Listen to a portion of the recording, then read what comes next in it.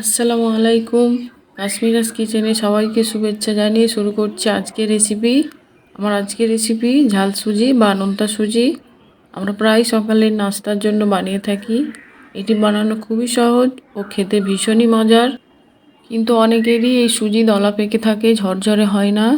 আমি যে টিপসগুলো ফলো করে বানিয়েছি, আপনারা যদি বানান তাহলে সুজি একদম ঝরঝরে হবে। চলুন শুরু করি। ঝাল সুজি বানানোর জন্য প্রথমেই সুজিটাকে ভেজে নিতে হবে। তার জন্য কড়াইতে দিয়ে দিয়েছি 1 কাপ সুজি।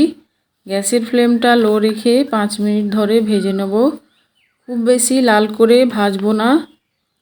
সুজি আমার ভাজা হয়ে গিয়েছে। এবার ভেজে নেওয়া সুজিটা একটা প্লেটের মধ্যে ঢেলে নেব। ওই কড়াইয়ের মধ্যেই দিয়ে দেব 2 টেবিল চামচ সাদা তেল। তেলটা গরম হলে দিয়ে দিচ্ছি হাফ টিস্পুন কালো সর্ষে ও কুচনো পেঁয়াজ। গ্যাসের ফ্লেমটা মিডিয়ামে রাখবো। আমি পেঁয়াজটা অল্প দিয়েছি, আপনারা বাড়িয়ে দিতে পারেন। দিয়ে দেব কারি পাতা। কারি পাতাটা খুব সাবধানে দিতে হবে, কারি পাতা তেলের মধ্যে পড়লেই প্রচুর তেলটা ছিটিয়ে পড়ে। পেঁয়াজ ও কারি পাতাটাকে একটু ভেজে নেব। পেঁয়াজ ও কারি পাতাটা আমার ভাজা হয়ে গিয়েছে। এবার দিয়ে দেব আগে থেকে কেটে রাখা সবজি। এইখানে আমি একটা আলু, একটা গাজর, কিছু বিনস ও কিছু মটরশুঁটি নিয়েছি। আপনারা আপনাদের পছন্দ মতো সবজি বাড়িয়ে বা কমিয়ে নিতে পারেন। একটু গোটা জিরে দিলাম, জিরেটা ফোড়নে দিতে ভুলে গেছি। এবার দিয়ে দিলাম স্বাদ অনুযায়ী লবণ। লবণ দিয়ে ভাজলে সবজিগুলো তাড়াতাড়ি ভাজা হবে। লবণটা সবজির সঙ্গে খুব ভালোভাবে মিশিয়ে নেব। এবার মিনিট 5 জন্য ঢাকনা দিয়ে ঢেকে সবজিগুলোকে সেদ্ধ করে নেব। আলাদা করে পানি দিয়ে সবজিগুলোকে সেদ্ধ করতে হবে না। 1 থেকে 2 বার ঢাকনা দিয়ে ঢেকে সবজিগুলোকে সেদ্ধ করে নেব। এবার দেখব আমার সবজিগুলো সেদ্ধ হয়েছে কি না। সবজিগুলো খুব ভালোভাবে সেদ্ধ হয়ে গিয়েছে। এবার দিয়ে দেব আগে থেকে ভেজে রাখা সবজি। সবজির সঙ্গে সুজিটাকে খুব ভালোভাবে মিশিয়ে নিতে হবে। পুরো রান্নাটাই আমি করব মিডিয়াম ফ্লেমে। সবজির সঙ্গে সুজিটা ভালোভাবে মেশানো হয়ে গিয়েছে। এবার দিয়ে দেব 1 কাপ পানি। এইখানে আমি 1 কাপ সুজি নিয়েছি, তার জন্য ব্যবহার করব 1.5 কাপ পানি। প্রথমেই পুরো পানিটা আমি ব্যবহার করব না। 1 কাপ দিয়ে সুজিটাকে খুব ভালোভাবে মিশিয়ে নিচ্ছি। লো ফ্লেমে ক্রমাগত নাড়াচাড়া করতে হবে।